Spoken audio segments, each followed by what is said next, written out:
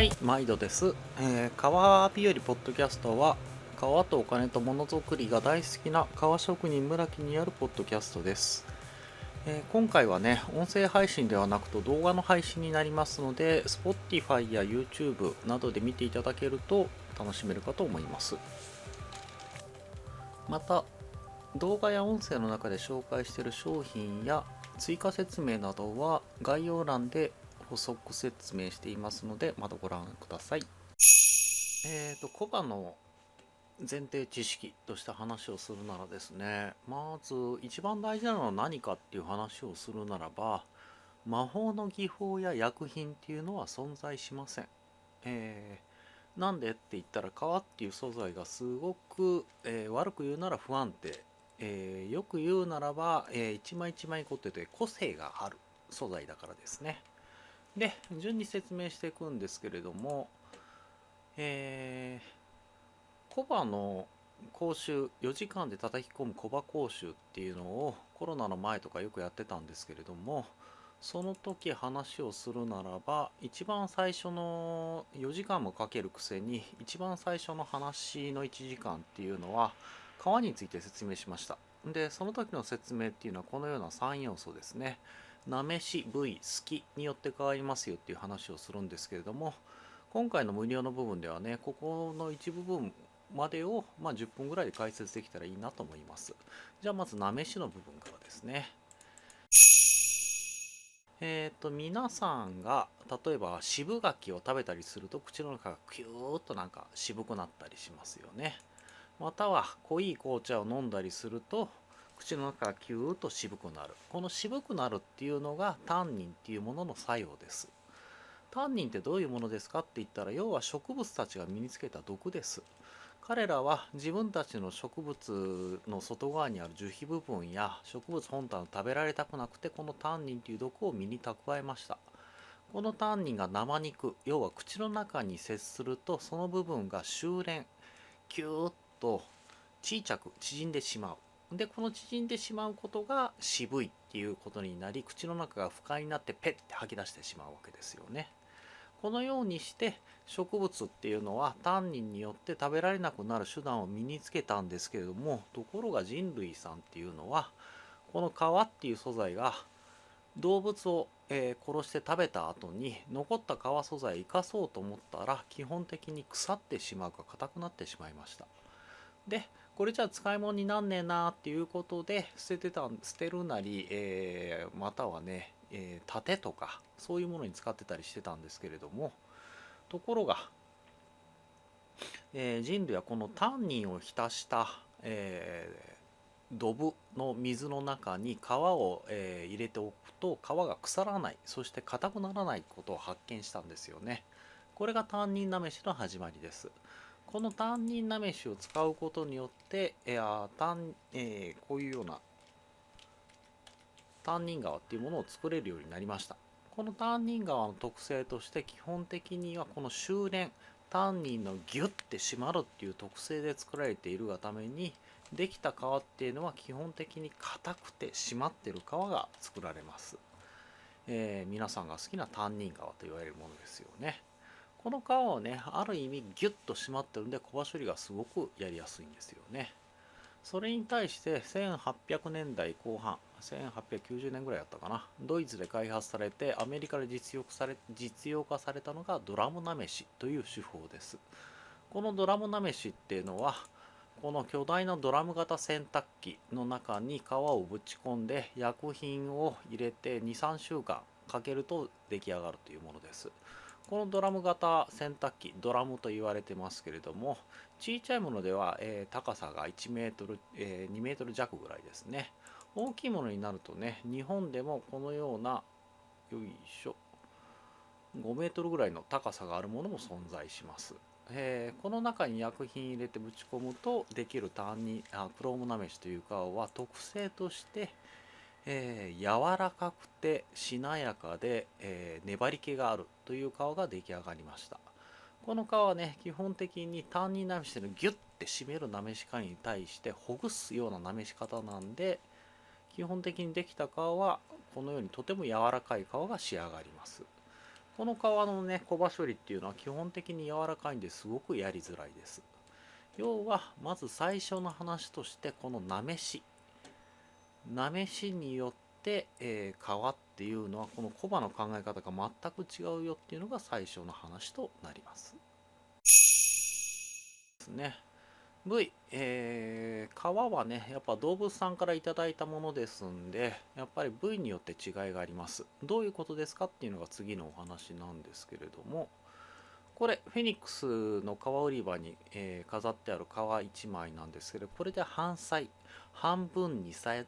断して半砕と言います。これがですね、背中から頭の方、背中からお尻の方、そして背中から足の方、お腹の方にこのように繊維が流れています。ですんで、お腹の部分ですよね。よいしょ、こうかな。そう、こういうお腹の部分とか首の下、足回り、こういう部分っていうのは基本的に繊維が柔らかくなっています。これは人間も同じです。なんでですかって言ったら、腕の内側、太もも、お腹の部分、首の下、の部分っていうのは柔らかい。なんでかっていうと、その部分は全部曲がるからですよね。曲がってしまう部分っていうのは皮膚が柔らかく作られています。そうしないと曲がらないからですよね。で、どんぐらい柔らかいかっていうと、ビヨンと伸びてしまうレベルですよね。お腹の部分なんで柔らかいのって言ったら、皆さんもお腹いっぱいにご飯を食べるとお腹が膨らんでしまいます。ということは繊維も柔らかく作られているということです。で、これがどのように影響するかっていう話をすると、これフェニックスで皮1枚広げた状態ですけれども、このように広げるとですね、はい、ここが背中、こちらお腹の部分ですよね。背中からお尻、頭の部分に繊維が流れて、左の後ろ足、左の前足、こちらに繊維が流れています。ですんで、例えばベルトを取ろうと思ったら、背中で取ろうがお腹で取ろうが見た目が同じですけど、背中の方がぐっと伸びない、全然伸びませんよっていう頑丈な皮ができるし、お腹の部分っていうのはやっぱりゆるゆるなベルトができてしまいます。これ動画で見てもわからない、実際触らないとわからないんですけれども、ところが、よいしょ、こっちが背中の部分が明らかにギュッと締まっています。で、お腹の部分が柔らかいんですけれども、これから先皆さんが動画で見てもわかるようになります。これ裏側ひっくり返した状態ですよね。こっちがお腹の部分です。で、これひっくり返しますけれども、もうこの部分でも分かりますよね。こちら背中の部分、こちらお腹の部分ですけども、今この画面で見ても分かりますように、背中の部分っていうのは繊維がギュッと締まっているんで、裏側の毛並みの部分もね、毛足が細かいんですよね。こちらの部分なんかざらついた感じがしますよね。お腹の部分なんで繊維が柔らかいんですよ。ここ見ただけでもね、やっぱりなんかザラザラっとしてるような感じがしますよね。触るともっと如実に分かります。ですんで、皮っていうのはこの皮一枚の中でいい部分と悪い部分、言い方悪いんですけれども、柔らかい悪い部分っていうのが混在している。ふわふわのね、クロームなめしの柔らかい皮っていうのがあるんですけども、タンニンのお腹の柔らかい部分とクロームの柔らかい部分っていうのは基本的に同じものではありません。クロームなめしはね、繊維が締まっていて柔らかいっていうある種相反する性質を有してたりもします。で、このお腹の部分、悪い部分って言っちゃいましたけれども、使わないわけにはいきません。やっぱ使わないともったいない。革産業なんて所詮食肉の余りもんですんで、この部分もちゃんと有効活用しようねっていうのが革業界の考え方。じゃあどうするかっていうのが次の話。はい、大事な部分ですね。なめし部位に対して好き、この皮を薄くするのを好きと言います。皮業界では厚みがある部分、厚みのある皮を薄くするのを好きと言いますけれども、これをね、1枚500円とか800円とかそんな値段で薄くしてくれます。業者さんにお願いしたらミニマム0.5ミリ、カレンダー3枚分ぐらいの分厚さに薄くしますし、フェニックスでも薄くすることはできます。じゃあどうやるのっていうのが次のお話で、よいしょ。はい、この柔らかい部分どうしようかっていう部分が次のお話になるんですけれども、フェニックスにあるこのバンドマシンという機械ですよね。幅20センチまで薄くできるんですけれども、歯切れコーナーにあるお腹の部分を今持ってきますけれども、フェニックスは A4 ぐらいの大きさに切った場合、このお腹の部分っていうのは入らないように裁断をしています。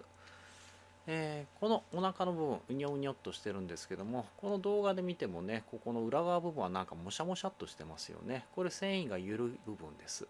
これを薄くしたら改善されます。じゃあやってみようっていう部分ですけれども、ちょっと音出してみましょう。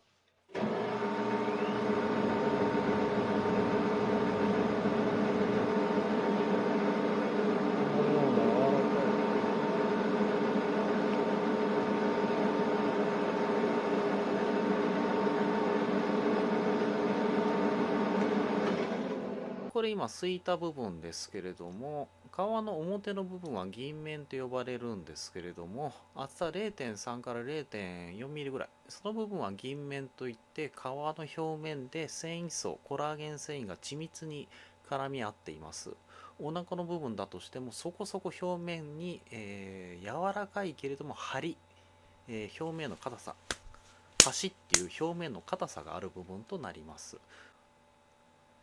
はい、これひっくり返した裏側を見るとですね、やっぱりこの動画で見ても分かりますように、このようにザラついてますよね。まあ繊維層が粗い部分ですよね。ところが、これを先ほどの動画で見たようにバンドマシンですきをすると、はい、ペロリとめくると、はい、このようにかなり綺麗な部分になってますよね。こうかな。こっちが要は柔らかい部分だとしても、薄くすいてしまうとまだ表の部分は硬い部分になりますので、小刃処理をする際に格段に楽になります。ですんでメーカーさんっていうのは皮を20枚30枚買った場合っていうのは基本的に全部すいてしまいます。そうしないと、品質が安定しないからですよね。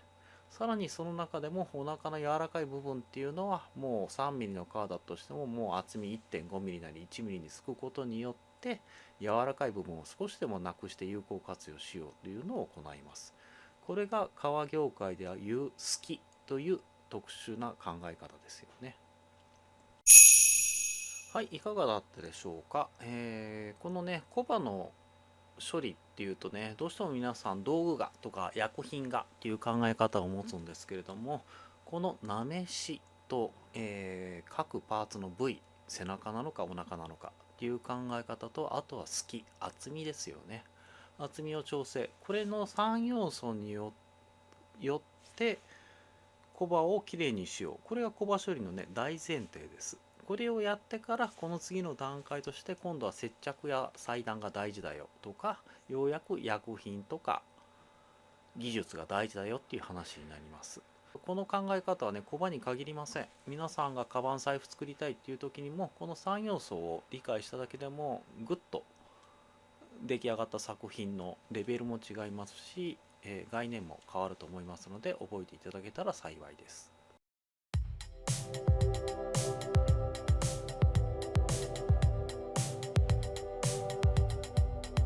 いかがだったでしょうか。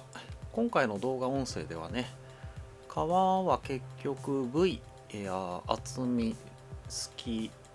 なめしによって性格が全然異なってしまいますので、それに応じた対応を取る前にはまずこの3つについてちゃんと見極めましょうねっていう話となります。今回の音声はね、2025年12月に発売されたコバチートというコバを塗る道具の特典音声動画として作成されたものの無料バージョンです。ここから後にね、切断接着についての特典動画がまた別で作成しているのですが、こちらはまた有料での配信となりますので、興味ある方はまた概要欄をご覧ください。本日は川日和は、村木が、開催しているリアルイベントとなります。直近の予定ではね、2026年1月に大阪、2月に、神奈川県横浜、2月の下旬に愛知県名古屋、5月の下旬に東京浅草橋での開催が決まっています。興味ある方はまた概要欄ご覧ください。内容としてはね、川に関係する会社さんを集めての展示会となります。3時間の時間制限、事前予約、かつ1500円っていう入場料がかかりますけれども、村木さんのモットーはお金を払う人には優しいというものとなりますので、また、お金を払った以上はこれ以上の知識、技術、経験などをお伝えしようと思いますのでよろしくお願いします。